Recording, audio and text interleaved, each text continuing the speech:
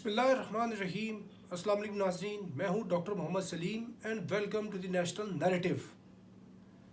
بھارتی chief of defence staff general Bipin Rawat نے یہ کہا ہے کہ کلیش آف سویلائزیشن دوبارہ سے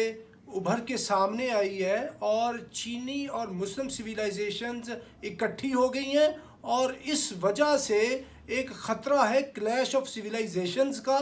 جو ہندو سویلائزیشن ہے اس کو بھی خطرہ ہے، دیٹ از انڈر تھریٹ۔ یہ ساری کی ساری جو بپن راوت صاحب کی بات چیت یہ کیا ہے، اور اس کے اوپر جو انڈین فارن منسٹر ہے جے شنکر، اس نے اس کی تردید کیوں شائع کی، اور جو انڈین جو نیوز پیپرز ہیں ان کی کیا مجبوری بنی کہ ان کا ریبٹل جو ہے نا وہ پبلش کریں۔ یہ سارا معاملہ کیا ہے، آج کے ویلاگ میں اس موضوع پہ ہم بات کریں گے۔ ناظرین، یہ بات تو بالکل واضح ہے کہ افغانستان کے اندر طالبان کی فتح ہونے سے، طالبان کا گورنمنٹ کے اندر آنے سے، یہ جو سارے کا سارا ریجن ہے، یہ اس کی چائنا کے ساتھ بہت اچھی جو انڈرسٹینڈنگ اور کمیونیکیشن ہے وہ ڈیولپ ہو چکی ہے، کیونکہ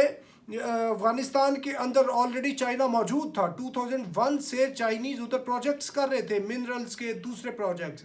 ابھی جب کہ ادھر سے امریکہ اور ویسٹرن ورلڈ کی چھٹی ہوئی ہے، ادھر افغانستان ساتھ ایران کے ساتھ بھی چائنا کے تعلقات بہت بہتر ہو گئے ہیں، کیونکہ $400 بلین کی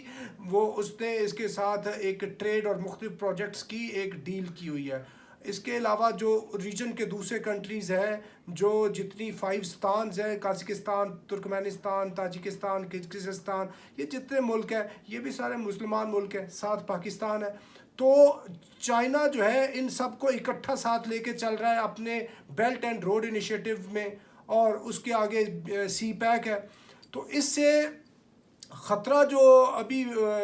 سیس کر رہے ہیں انڈینز، ان کا خطرہ ایک حد تک بجا ہے۔ اور بپن راوت وہ انڈیا کے چیف آف آرمی سٹاف بھی رہے ہوئے ہیں، اور ان کو اوبلائج کرنے کے لیے نریندر مودی صاحب نے ایک اپوائنٹمنٹ کریٹ کی،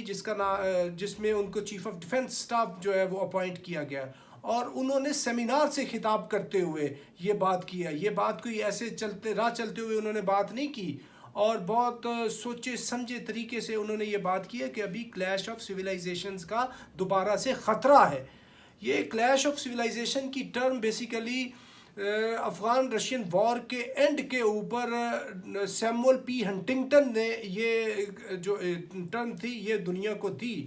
یہ ٹرم اس وقت دنیا کے سامنے آئی تھی کہ جب فال آف سوویت یونین کے بعد نیٹو اور امریکہ پوری ویسٹرن ورلڈ کے پاس کوئی نیا تھیٹر آف وار نہیں تھا، تو انہوں نے اسلام کو اپنا نیا اینیمی بنانے کے لیے یہ خود سے ایک تھیوری کریٹ کی، کلیش آف سویلائزیشنز کے جی اسلام اور کرسچینٹی آپس میں باہمی طور پر متصادم ہیں۔ وہ کیوں متصادم ہے؟ وہ یہ سمجھتے ہیں کہ یہ اسلام جو ہے، یہ جتنے مسلمانوں نے ملک قبضے میں کیے ہوئے ہیں، یہ بیسیکلی مسلمانوں کے ملک نہیں ہے۔ یہ آج کا موجودہ سعودی عرب، موجودہ جو یمن ہے، سعودی عرب ہے، شام ہے، عراق ہے، اس کے ساتھ قطر ہے، کویت اور بحرین، یہ جتنے بھی پیلسٹائن، یہ جتنے بھی علاقے ہیں، لیبنان، یہ جتنے علاقے، یہ تو عیسائیوں کے علاقے تھے، یہودیوں کے علاقے تھے، یہ تو مسلمانوں کے علاقے تھے نہیں۔ تو بیسیکلی یہ ساری کی ساری زمین ہم عیسائیوں کی ہے، اور مسلمان تو صرف 313 تھے، اور 313 کے بعد یہ پوری ان علاقوں پہ انہوں نے قبضہ کیا ہے۔ اور ڈاکٹر آرمسٹرانگ یہ کہتی ہے کہ ہم نے مسلمانوں کے خلاف بجا طور پر جنگ لڑنی ہے، یعنی وہ کمیٹڈ ہے کہ انہوں نے کلیش آف سویلائزیشنز کرنی ہے، کیونکہ وہ یہ سمجھتے ہیں کہ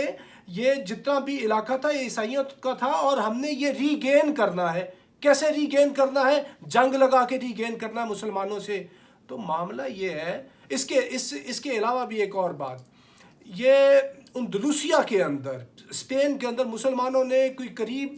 1000 سال حکومت کی ہے، اور پوری کی پوری 1000 سالہ تاریخ کے اندر ایک ادھر بہت بڑی کانفرنس ہوئی ہے، اس میں انہوں نے جائزہ لیا ہے کہ پوری کی پوری 1000 سالہ تاریخ کے اندر ادھر سے مسلمانوں کو یکسر کلیتاً کیوں ختم کیا گیا؟ نمبر 1، نمبر 2، کیا لوگ اس علاقے کے لوگ، اس یورپ کے اس خطے کے لوگ، ان میں سے کسی کو بھی مسلمانوں نے زبردستی دائرہ اسلام میں داخل کیا؟ تو اس کا جواب تھا نو، نفی کے اندر، کہ 1000 سال کم و بیش مسلمانوں نے اندلوسیا کے اوپر حکومت کی ہے، لیکن اس پورے کے پورے عرصے کے اندر ایک بھی غیر مسلم کو جبرن دائرہ اسلام میں داخل نہیں کیا گیا۔ اسلام پھیلا ہے اپنی حقانیت سے، اسلام پھیلا ہے ہائی پاور جو سینٹس تھے ان کے کریکٹر سے۔ اور اگر آج بھی ویسٹرن ورلڈ یہ چاہتی ہے کہ ہم نے اپنے سارے علاقے ریگین کرنے ہیں تو موسٹ ویلکم، وہ ریگین کریں، لیکن ریگین کرنے کے لیے ان کو وہی ہائی کوالٹی وہ انڈیویجولز پیدا کرنے ہوں گے، وہ حضور علیہ السلام کے صحابہ کے لیول کے لوگ لے کے آنا ہوں گے۔ وہ لوگ وہ کدھر سے لے کے آئیں گے؟ اور ان کے نیچے آپ آ جائیں تو ان کو اس طرح کے لوگ لانے پڑیں گے اور فیلڈ میں نکالنے پڑیں گے جنہوں نے اپنے کیریکٹر کی خوشبو سے لوگوں کو دائرہ اسلام کے اندر داخل کیا۔ کہ خواجہ معین الدین چشتی اجمیری نے ایک وہ نگاہ پھیرتے ہیں کہ 90,000 سے زیادہ کے ہندو مسلمان ہو جاتے ہیں، اور ان کو وہ اس طرح کے جو ہائیسٹ پاور کے لوگ ہوتے ہیں، علی بن عثمان حجویری جو حجویر سے لاہور تشریف لاتے ہیں اور پورے کے پورے بر صغیر کے لوگوں کو اتنی اسلام کی تبلیغ کرتے ہیں، اپنے کیریکٹر سے متاثر کرتے ہیں کہ ہزاروں لوگ دائرہ اسلام کے اندر داخل ہو جاتے ہیں۔ اور ان کو غنیت الطالبین والے حضور شیخ غوث الاعظم عبد القادر جیلانی جیسے لوگ لانا پڑیں گے، خواجہ ابو الحسن شاذلی جیسے لوگ لانا ہوں گے، اور جنید بغدادی جیسی ہستیوں کو جو وہ پیدا کرنا ہوگا۔ لیکن یہ پیدا کدھر سے کریں گے؟ یہ پیدا کر ہی نہیں سکتے، ہو ہی نہیں سکتے، کیونکہ ان کے اندر وہ چیز ہی نہیں ہے۔ اور ان کی جو تہذیب ہے وہ تہذیب تو آلریڈی مٹنے والی ہے، کیونکہ ان کی تہذیب اپنے خنجر سے آپ ہی خودکشی کرے گی۔ شاخ نازک پر جو آشیانہ بنے گا ناپائیدار ہوگا۔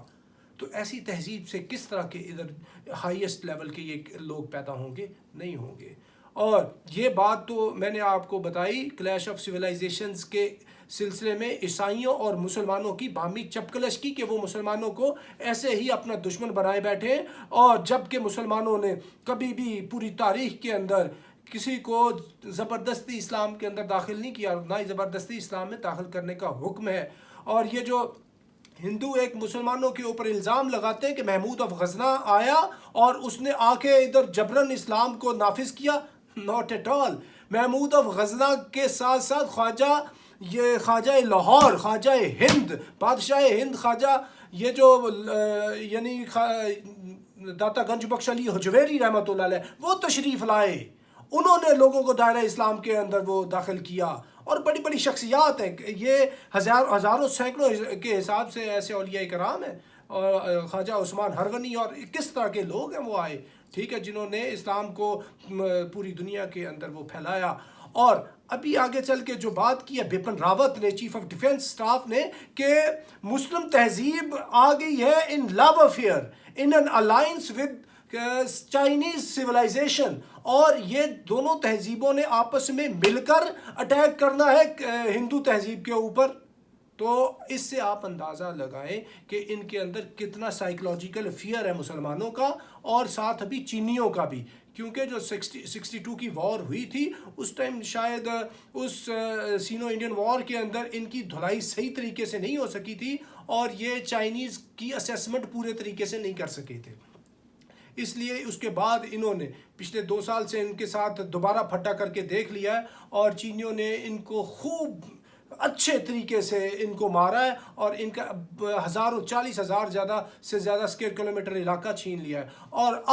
اب کی بار ان کے اعصاب کے اوپر چینی اور مسلم دونوں تہذیبیں سوار ہیں، وہ اس لیے کہ ان کو یہ ہمیشہ سے خوف رہا ہے کہ جتنی بھی ان کے اوپر اسالٹس ہوئی ہیں سب کانٹیننٹ کے اوپر، وہ ساری کی ساری ان کی یہ ویسٹرن سائڈ سے ہوئی ہیں، اور یہ سارا جو افغانستان سنٹرل ایشیا کا علاقہ یہ مسلمانوں کے علاقے تھے، ادھر سے ہی سارے آتے رہے ہیں، غوری، غزنوی، یہ جتنے بھی پخانز، لودھی، سارے ادھر سے آتے رہے ہیں۔ تو اب کی بار ان کا جو فیئر ہے وہ تو 2 اتشا ہو گیا ہے، 2 فولڈ ہو گیا ہے۔ پہلے تو خالی مسلمانوں سے فیئر تھا، اب ساتھ چینیوں سے فیئر ہو گیا ہے کہ یہ جو مسلمان اور چینی دونوں مل کر ان کے اوپر اسالٹ کریں گے، اور مسلمان اکیلا ادھر پاکستان نہیں ہے وہ اپنے فیئر کے اندر شامل کر رہے، مسلمانوں کے ساتھ وہ افغانستان، ایران، یہ سینٹرل ایشین سٹیٹس اور ساتھ چائنا۔ تو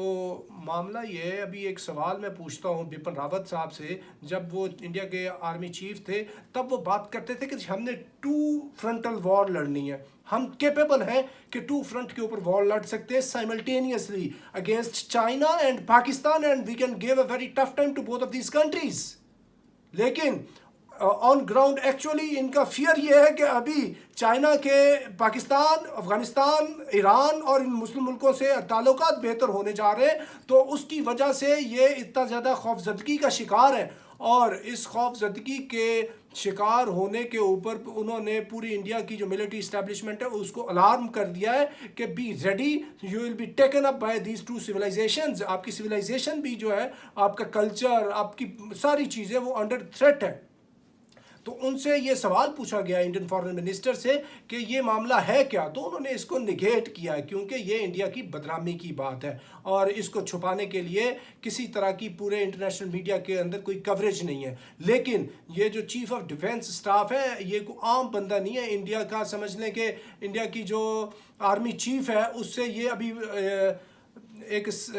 یعنی اپنے اپوائنٹمنٹ کے اعتبار سے اس سے بھی بڑی اپوائنٹمنٹ کے اوپر بیٹھا ہوا انڈیا کا آرمی چیف رہا ہوا ہے، اور بہت سوچے سمجھے طریقے سے اس نے بات کی ہے۔ تو یہ آگے اس کو ایکسپلین کرنا، فلاں تہذیب ہوتی ہے، فلاں ہوتی ہے، ابھی وہ ساری چیزیں تو ایک سائیڈ پہ، اس کو جو تھریٹ ہے انڈیا کو ان 2 تہذیبوں سے ہے۔ تو یہ انڈیا کی بوکھلاہٹ کی، انڈیا کے خوف کی، انڈیا کے ہراس کی یہ ایک علامت ہے۔ تو اس سے بہتر یہ ہے کہ یہ ان تہذیبوں کا آپس میں ٹکراؤ ہو، تو جو معاملات ہیں آپس کے، جو RSS کے غنڈے ہیں آپ ان کو لگام دیں، اور یہ جو جتنے RSS والے یہ جو بدماش ہیں جنہوں نے بر صغیر کا، ہندوستان کا، پاکستان کا امن تہوبالا کیا ہوا ہے، وہ ان کو آپ لگام دیں تاکہ کلیش آف سویلائزیشن نہ ہو، اور جو کشمیر کے اندر آپ نے ظلم کیا ہوا ہے اس ظلم سے ہاتھ کو کھینچیں تاکہ آپ کے اندر اس طرح کے جو فیئرز ہیں وہ نہ آئیں، اور یہ جو ڈراؤنا خواب ہے کلیش آف سویلائزیشنز کا یہ آپ کے پاس جاگتے اور سوتے ہوئے نہ آئے۔ تو ناظرین اب تک کے لیے اتنا ہی، up to next time, thank you very much. Pakistan زندہ باد۔